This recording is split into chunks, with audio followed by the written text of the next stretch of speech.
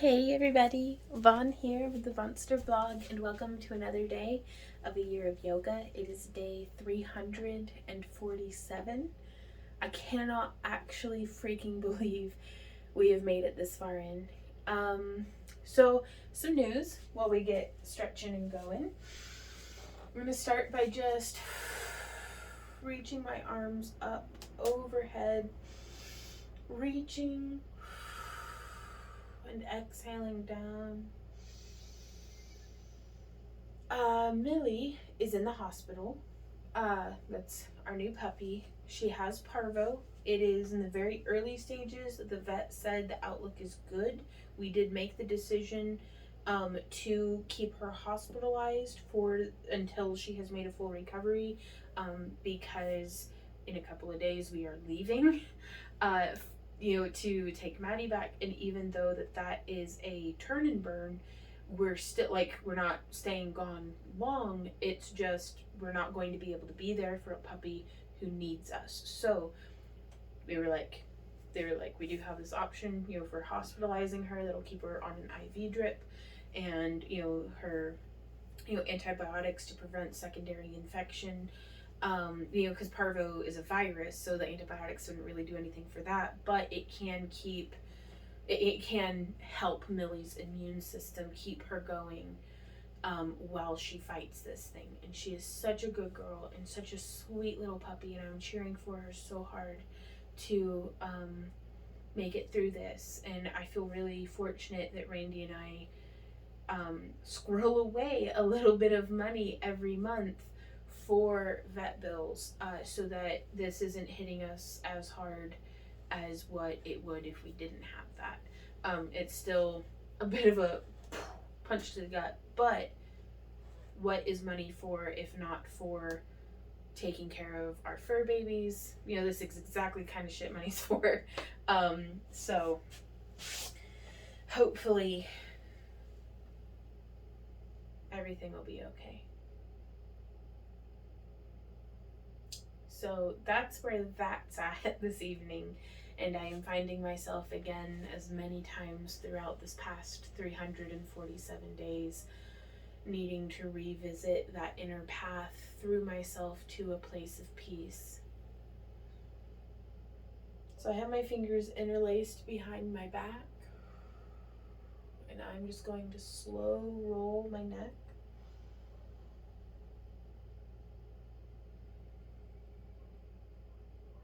Around in large circles.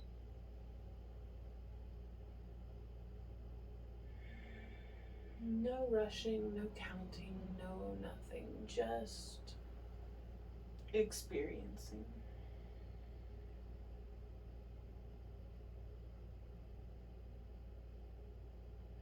Let's change direction, roll on through to the right. And exhale around the left to the back. Inhale through the right to front.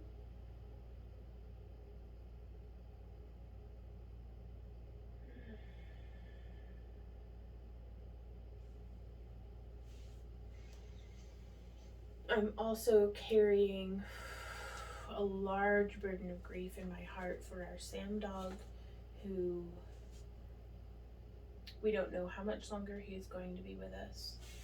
And as comfortable as we're trying to help make him here at home, we just don't know. We don't know. And it's very difficult because we can't talk to Sam about his thoughts on the matter. To be like, hey buddy, are you still having a good quality of life? Like, how are you doing? Because some days Sam is like a puppy again, and some days he's having a really hard time breathing. He's tripping up and down the stairs. Just it's hard to gauge. But Randy and I were talking about it earlier today, and we think we're gonna have to make that decision for Sam before too much longer. And it's just, there's a whole lot of stuff on our peripheral, like people that we care about, who are going through, facing loss right now. whether it's of an aging parent or of a partner or pets of their own, a couple people with aging parents, and it's just one of our close friends here, actually their dad just passed and they've just had a newborn, and so it's like, just, gosh, life can feel like so much, such this cocktail of pain and disappointment and hope and gratitude and like just trying to not borrow trouble from the future, trying to just sit in a little pool of gratitude in the here and now, which sometimes is very, very difficult to not allow in the nice warm bath of gratitude these icy cold veins of fear and swirls of uncertainty and terror, like they tendril their way into the water and just take all the warmth right to the core, to your bones. It's taking your warmth, is how it feels. And so I'm trying so hard to just keep that temperature up, to not let those eddies of cold,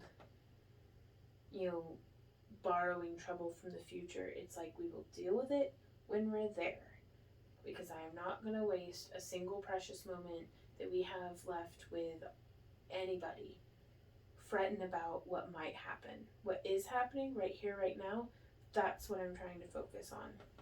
And so with that in mind, let's focus on the here and now. I have my feet wide set.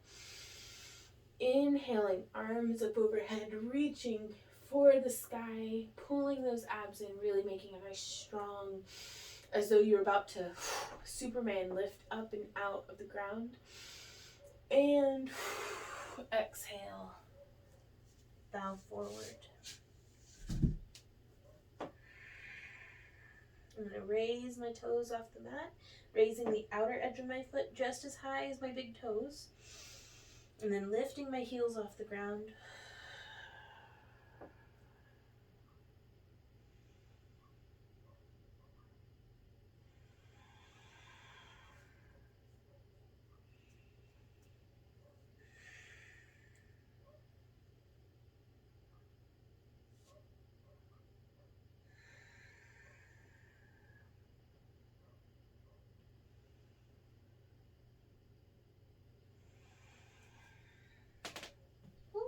Those are my knuckles.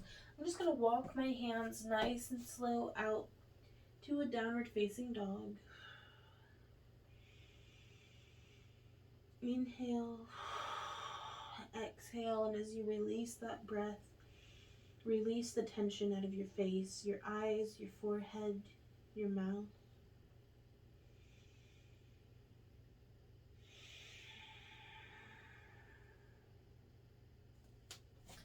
I'm going to walk my hands forward just a little bit more and come into a plank.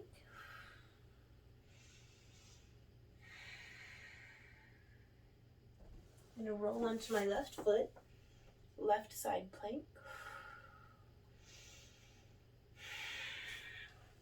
Come back through center.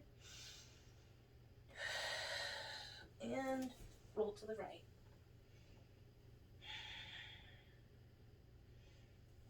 And back to center. I'm going to bring my knees down and just walk back, sitting on my heels.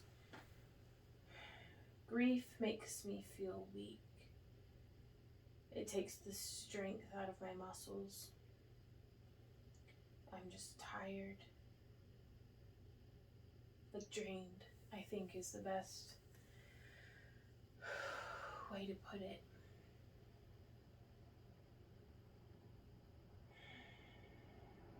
It was 4 days ago, was the 19-year mark that I've lost my dad.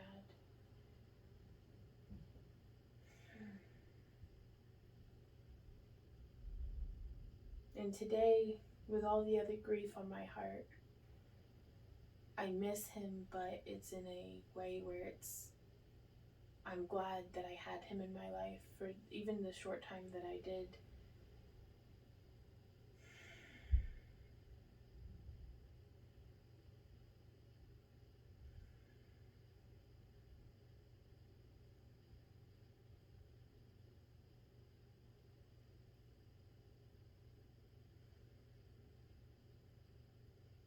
And I can think back and remember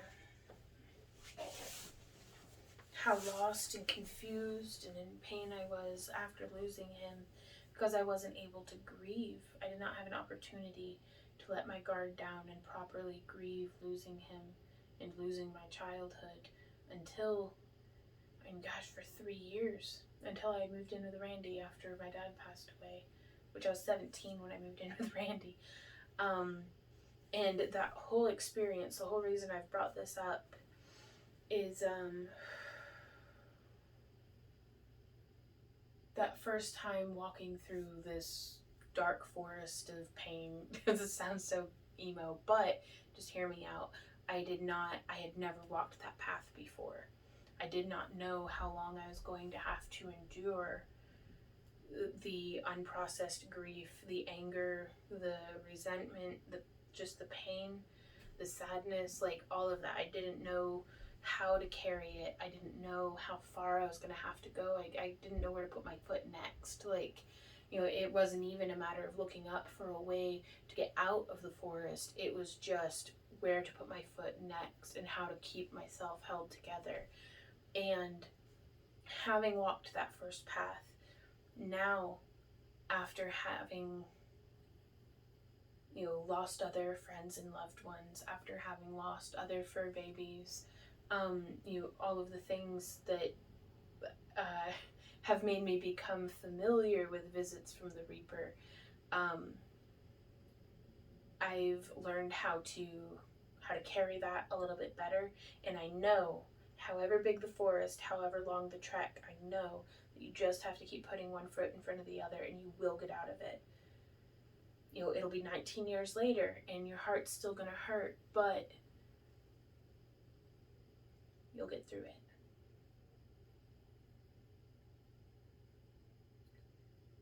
And so it's with a big sigh and just steeling yourself for the hard task ahead that you have to put on your pack and prepare yourself to carry your grief with you. And while it's a part of you, it does not define you. And while it can shape you, it's not in control of you. I would try to build these storm walls, to keep the grief from coming in. But those do not hold up, and they just crumble, and then you're overwhelmed with it. I've learned to just, even when the waves are huge, to just let them wash over you, to just experience it, feel how you need to feel right then, in that moment, and just keep trudging along.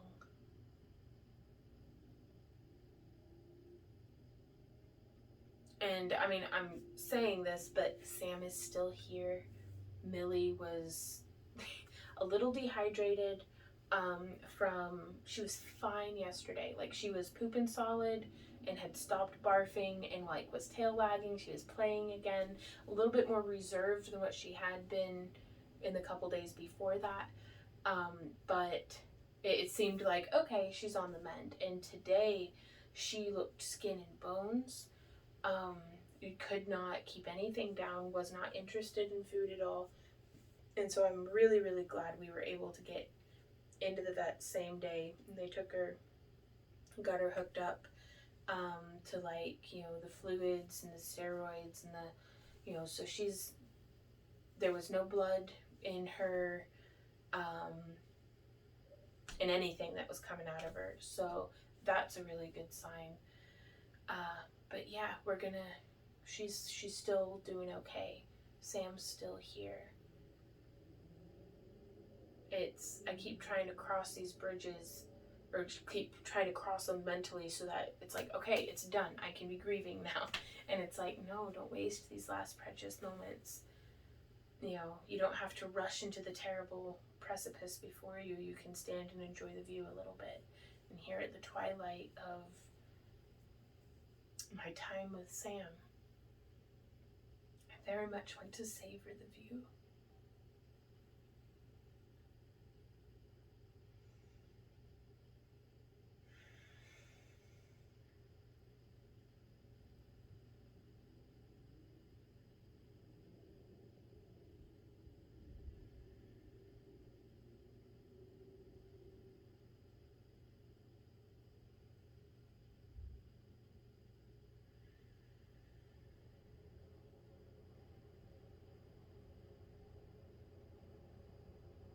So I'm really glad to have been able to take in y'all on that kind of, I was just prattling off my internal dialogue, but to have taken you guys on that journey with me,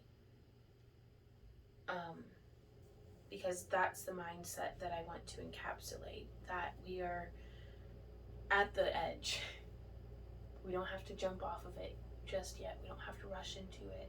Let's enjoy the view.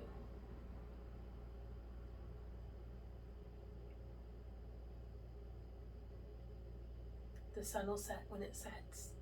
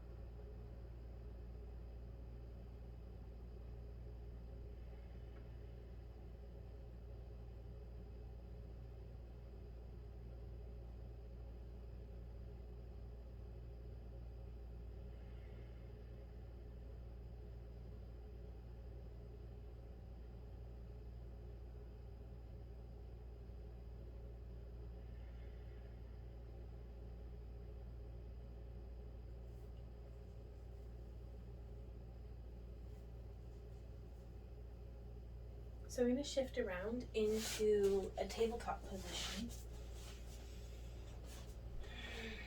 Now that we've sat and thought about it a little bit. Because sometimes, even if you're just at the edge of a dark forest and you know you're going to have to walk through it, you can still kind of sit down and think about, okay, this is how we're going to get through this dark forest.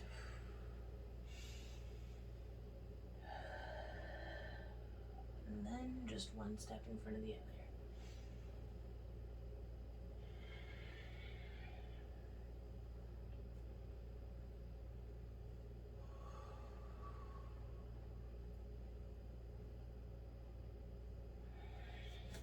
Toes curled under. Let's inhale. Exhale. Push up and through to downward facing dog.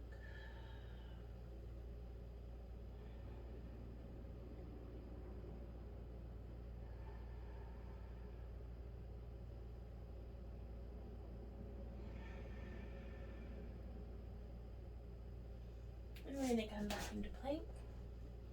And lower down nice and slow. Untuck our toes. Inhale. And come up at first, not with the aid of our hands. And then pushing up the rest of the way into Cobra.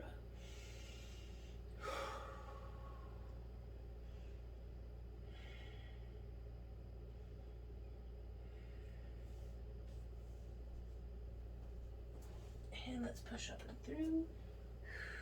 Ooh, my hamstrings. They did not like me doing that hamstring curl.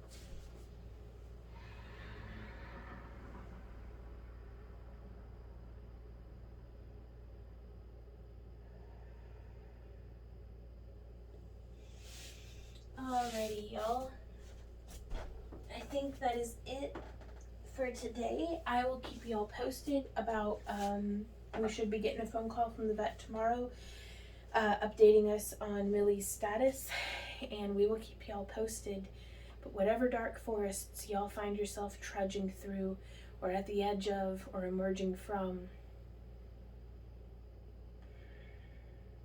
you can do it.